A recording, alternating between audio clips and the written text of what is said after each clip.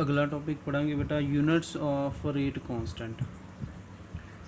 तो rate constant दी unit पढ़न तो पहला यूनिट्स ऑफ रेट देखांगे की हुंदे यूनिट्स ऑफ रेट। तो rate is the concentration, rate is equal to concentration or change in concentration over time. So what are the unit of concentration? This is mole per liter. What are the units of time? That is second. Then the units of rate will be mole per liter per second. These are the unit of rate. Then units of rate constant. तो rate constant ਦੇ unit find out ਕਰਨ ਲਈ ਸਾਨੂੰ reaction ਪਤਾ ਹੋਣੀ ਚਾਹੀਦੀ ਆ। तो ਕਿਹੜੀ ਰਿਐਕਸ਼ਨ ਵਾਸਤੇ ਆਪਾਂ ਪਤਾ ਕਰਨਾ ਚਾਹੁੰਦੇ ਆ। For example number 1 is for zero order reaction. For zero order reaction ਅਗਰ ਆਪਾਂ ਜ਼ੀਰੋ ਆਰਡਰ ਲਈ ਪਤਾ ਕਰਨਾ ਚਾਹੁੰਦੇ ਆ ਰੇਟ ਕੀ ਹੁੰਦਾ ਬੇਟਾ, rate is equal to k concentration of reactant raised to power 0। तो रेट ਦੇ यूनिट ਹੁਣੇ ਆਪਾਂ ਕੱਢ ਕੇ ਹਟੇ ਆ, ਕਿੰਨੇ ਹੁੰਦੇ ਆ ਮੋਲ ਪਰ ਲੀਟਰ पर second.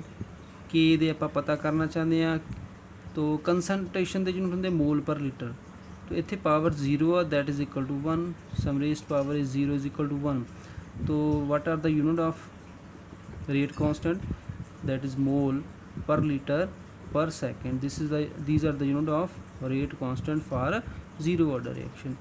for first order reaction, for first order reaction for first order reaction तो rate is equal to k concentration of r raised to the power 1। ਜਿਹੜਾ बेटा ऑर्डर होया जिमें कि फस्ट ऑर्डर ਉਹਦੀ रिएक्शन ਦੀ concentration ਦੀ power उन्ना ही पा देना ਆਪਾਂ। तो रेट ਦੇ यूनिट है ਸਾਡੇ ਕੋਲ मोल पर लीटर पर सेकेंड। के ਦੇ फाइंड आउट करने ਆ। कंसनट्रेशन ऑफ r ਦੇ यूनिट ਹੁੰਦੇ ਆ मोल पर लीटर, मोल पर लीटर। तो मोल पर लीटर कैंसल, यूनिट की बचे सैकेंड इनवर्स। तो के दे यूनिट की होने फिर साढ़े कोल के is equal to second inverse. ये किहदे वास्ते है बेटा, फॉर फस्ट ऑर्डर। सिमिलरली अगर आप सैकेंड ऑर्डर लिए कढ़ना चाहते हैं for second order reaction, second order reaction. तो सैकेंड ऑर्डर रिएक्शन लिए रेट की हुंदा बेटा, rate is equal to k R concentration the power 2। तो रेट दे यूनिट हुंदे आ मोल पर लीटर, मोल पर लीटर पर सेकेंड।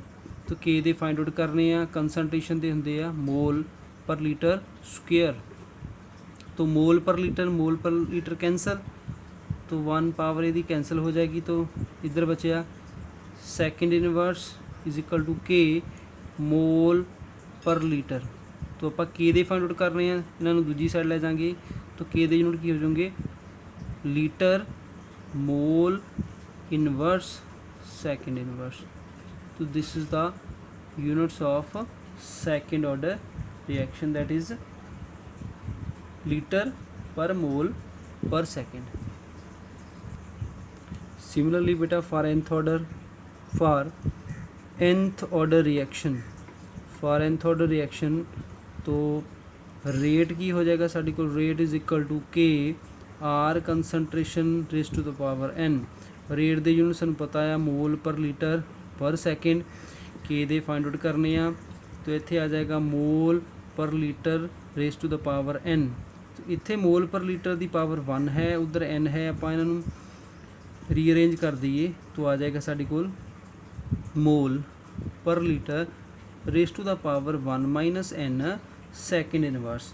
तो this is very important, the rate units of rate constant for nth order reaction. तो तुसी यही याद रखना, ये एक्सप्रैशन याद रखना है।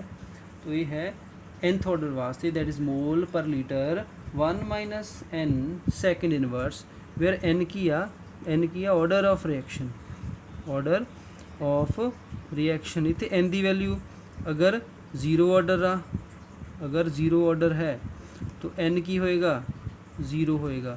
अगर फर्स्ट ऑर्डर है n 1 होएगा। अगर सेकंड ऑर्डर है n 2 होएगा। अगर हाफ ऑर्डर है, हाफ ऑर्डर रिएक्शन वास्ते है तो n की हो जाएगा हाफ हो जाएगा। तो इत्थे n की वैल्यू पुट करांगे तो सारे जिहड़े ऑर्डर वास्ते आपां सानू यूनिट्स पता लग जाएंगे।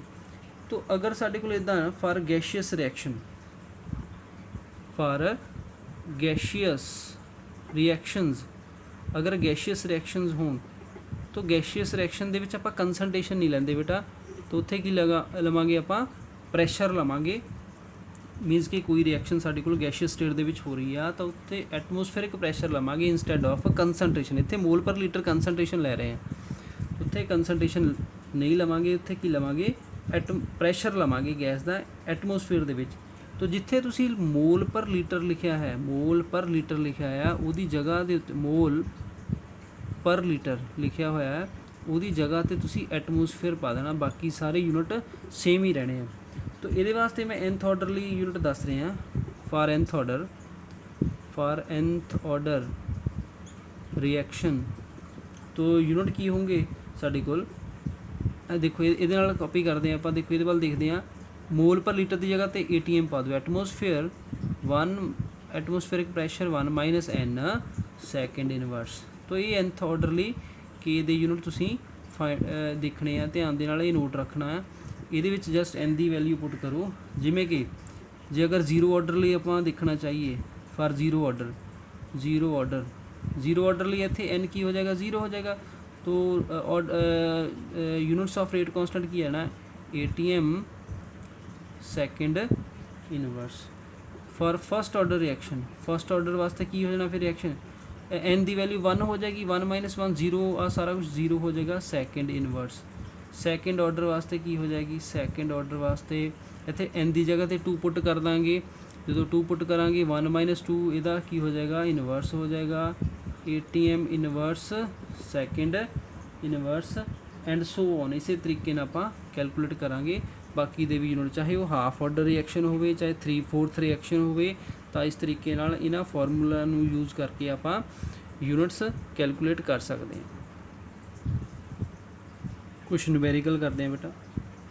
तो फर्स्ट है साडे कोल numerical, the rate of a gaseous reaction become half when volume of the vessel is doubled, what is the order of reaction.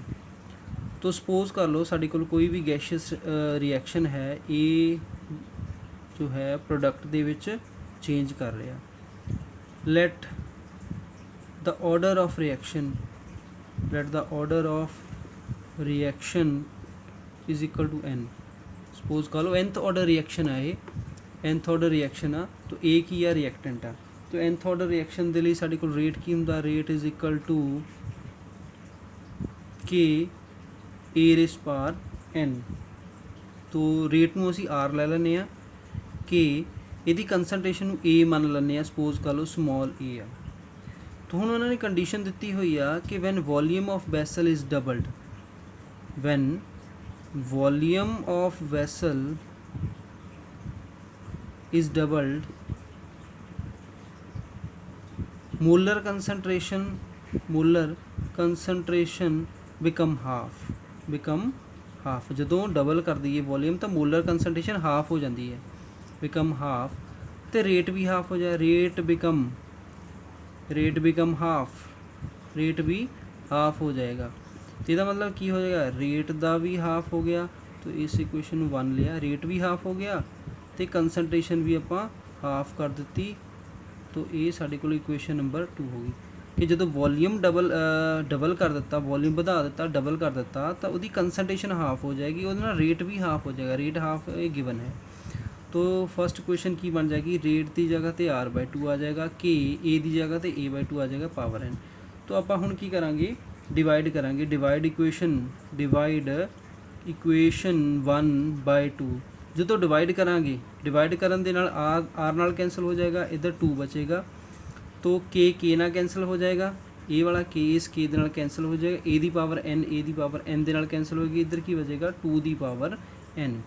तो इधर 2 दी पावर 1 है, इधर 2 दी पावर n है, तो n इज इक्वल टू 1 हो जाएगा। This is a first order reaction, तो reaction will be first order, reaction will be will be first order reaction, first order reaction होएगी। तो ये आंसर है। तो दूसरा क्वेश्चन है बेटा साडे कोल, दूसरा न्यूमेरिकल है इस तरीके का, सिंपल न्यूमेरिकल आ जाता हुंदा पेपर दे विच कई बार 2 मार्क्स दे विच। तो उहदे अकॉर्डिंगली है साडे कोल, for a reaction two A converted into A2, कोई रिएक्शन आ जिहदे विच 2A A2 दे विच कन्वर्ट हो रहा, the rate of a reaction become 27 times when concentration of A is increase 3 time, what is the order of reaction. तो ਇਹਦਾ ਵੀ solution ਜਦੋਂ ਕਰਾਂਗੇ ਉਹਦੇ ਵਿੱਚ ਮੰਨ ਲਾਂਗੇ ਕਿ let order of reaction is n, order of reaction ਕੀ ਆ n ਹੈ ਸਾਡੇ ਕੋਲ। ਅਗਰ nth ਆਰਡਰ ਰਿਐਕਸ਼ਨ ਆ ਤਾਂ ਰੇਟ ਕੀ ਹੋਏਗਾ ਸਾਡੇ ਕੋਲ, rate is equal to k a raised power n, ठीक है। तो ये इत्थे भी रेट ਨੂੰ r ਮੰਨ ਲੈਂਦੇ ਆ कि इत्थे जो साडे कोल कंसनट्रेशन आ ਉਹਨੂੰ भी अगेन a ਮੰਨ ਲੈਂਦੇ ਆ। तो दिस इज़ इक्वेशन नंबर 1। ਹੁਣ ਉਹਨਾਂ ਨੇ ਕਿਹਾ कि कंसनट्रेशन 3 गुणा ਵਧਾ ਦਈਏ, अगर कंसनट्रेशन A जो है 3 टाइम इंक्रीज़ कर दईए तो साडे कोल जो रिएक्शन का रेट होएगा वो 27 टाइम बढ़ जाएगा। अकॉर्डिंग टू क्वेश्चन क्वेश्चन के अकॉर्डिंगली जो रेट है 27 टाइम हो गया, 27 R हो गया कि A अगर 3 टाइम कर दिए।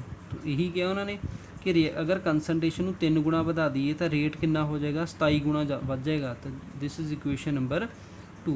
हुण आपां की करना, डिवाइड इक्वेशन 2 बाय 1। जो डिवाइड करांगे इनू इहदे नाल 27 R ओवर R नाल R कैंसल, ये आ गया 27।